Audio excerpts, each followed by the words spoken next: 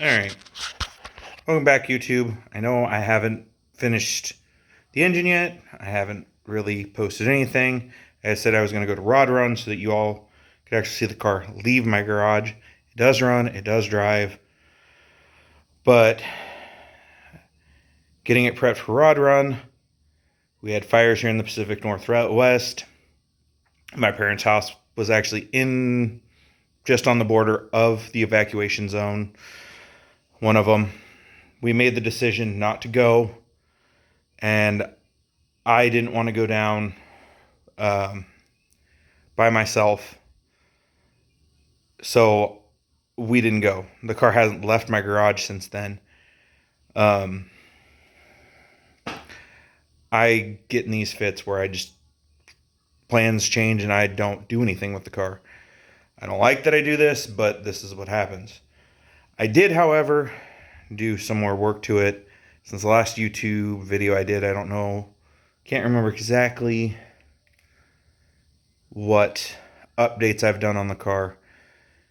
I did a tune-up finally, got plugs, wires, cap, rotor.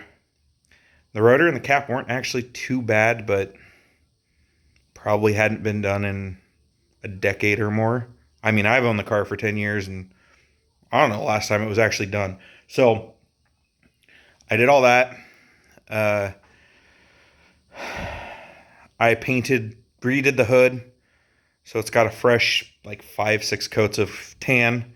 I also did the bumpers, which I'll show you in a minute. I did the blinkers. They're actually semi-truck blinkers. So they're actually supposed to go into a housing, into a piece of metal, and the rubber gasket holds it. Well, I used the rubber gasket to wedge them in place, and then ran 2 self-tapping screws to hold them into place. So I have LED lights for the whole exterior lighting of this car now.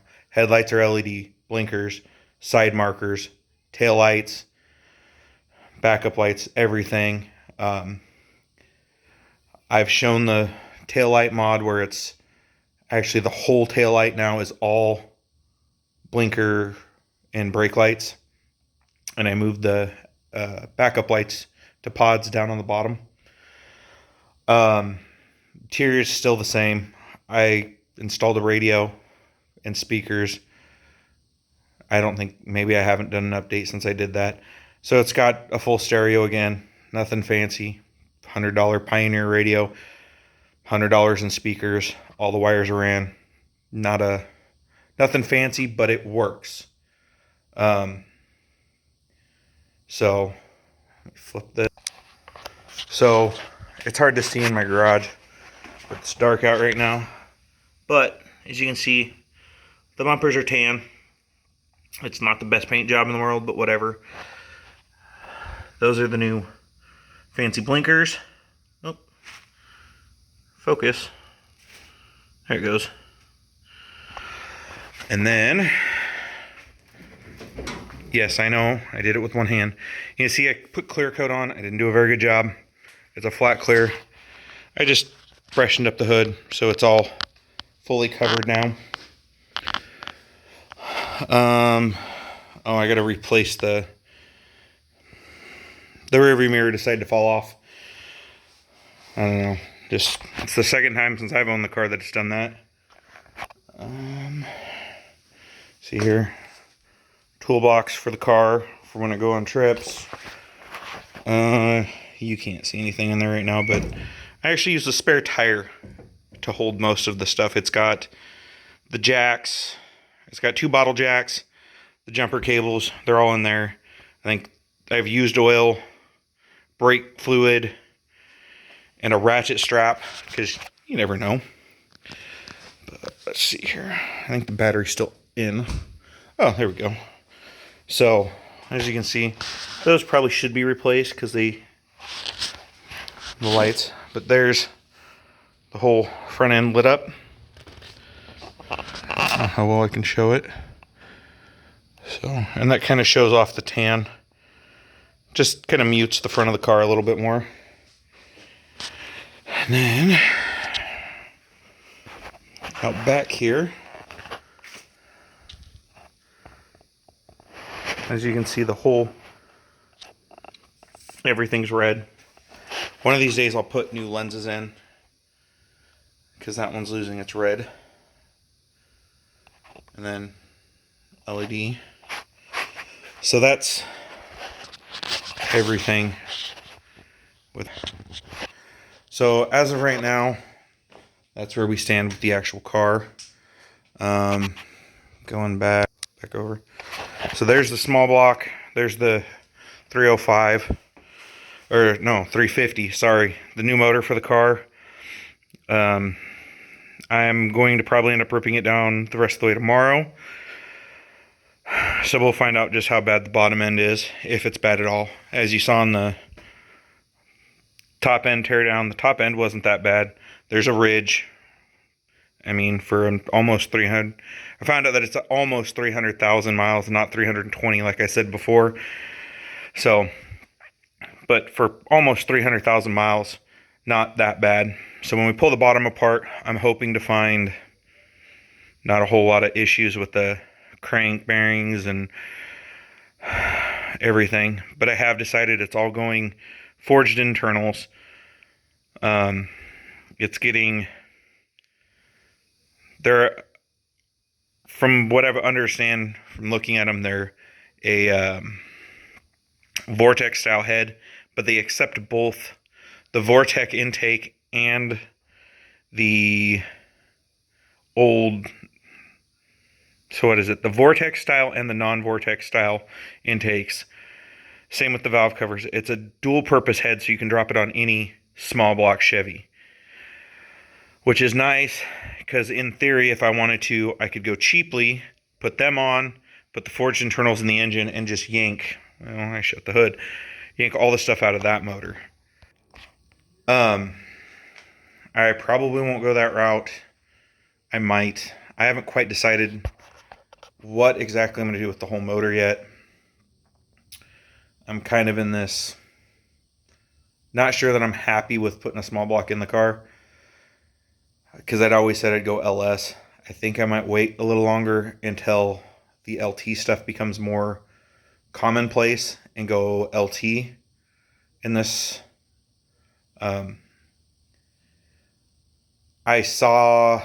I've seen the way it works out, and it seems like it works out okay, but I'm also not a professional tuner. I'm just a guy doing this in my garage. But I know Jeremy from Faster Proms, that's what Frankenstein or Franken-10, whatever, the all-wheel drive S10 runs, is a junkyard LT motor, not an LS motor. And it looked like he was using pretty much normal tuning software that they use. So I don't know if it's that simple, but I do want to run Holley Dominator in this car, so it should be able to swap back and forth. I just figure if I'm building the car with overpowered everything. So the rear end's probably going to be my weak link, because I'm not switching to a 12 bolt or a 9-inch. Just because from what I've read, that rear end will handle, with the upgrades, 600-700 horsepower. I don't plan to have more than 400 in this car. So it's slightly overbuilt. So it'll be overbuilt just enough that what I build in this car shouldn't overpower it. Transmission T56 Magnum is what I want to go with, because I'd rather have the manual than a automatic. I don't drag race. I mean, I will drag race this car, but I don't plan on... It's not a purpose-built car. The philosophy is, it's a do-everything okay car. It doesn't need to do anything well. If it handles better than it does, if it handles almost as good as my Crown Vic, I would be happy. And that by all means is not a great handling car, but it outhandles the Camaro. It handles everything else I've ever driven in my life. I mean, I've driven nice, heavy suspension cars, but never put them through their paces. I've put my cars through their paces. I put my Ranger through the paces.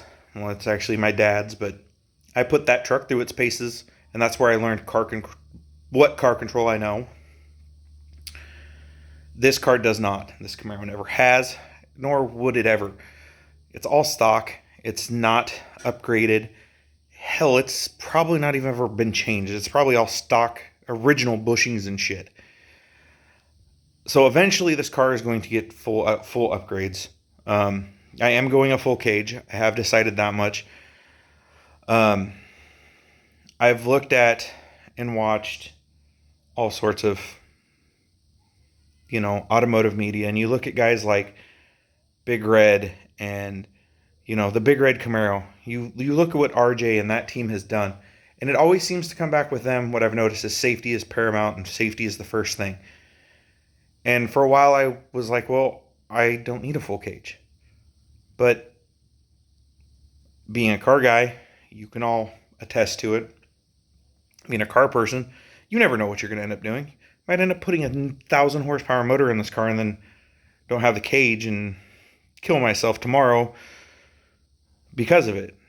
I'd rather know that I'm safe and be overbuilt and never need that safety than not have it. Like I said, I work off the philosophy that overbuilding something is better than underbuilding it. So that's why this car is getting full suspension. It's getting a T56 Magnum, and I may even go T56 face-plated Magnum, which is overkill like no other for this car. It's all one of those things is where do I wind up? Where do I wind up down the road? This car is different than, let's say, the Crown Vic.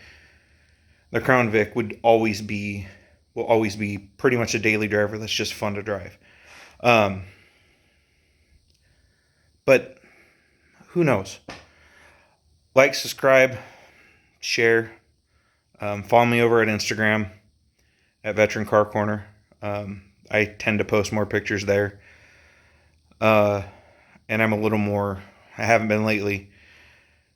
I'm typically a little more regular over at Instagram because it's just easier. It's pictures, quick videos. I'm going to try to get more videos, more like the engine teardown video. And this will probably be how I do the updates, vlogs, whatever you want to call these. But like I said, right now this car hasn't done much, and I really, with stupid things going on right now, everything keeps getting canceled. So eventually the plan is to make sure I hit everything. So like I said, like, subscribe, follow, share. Leave me a comment. Let me know what I can do better. If you have any questions, let me know. Thanks, guys.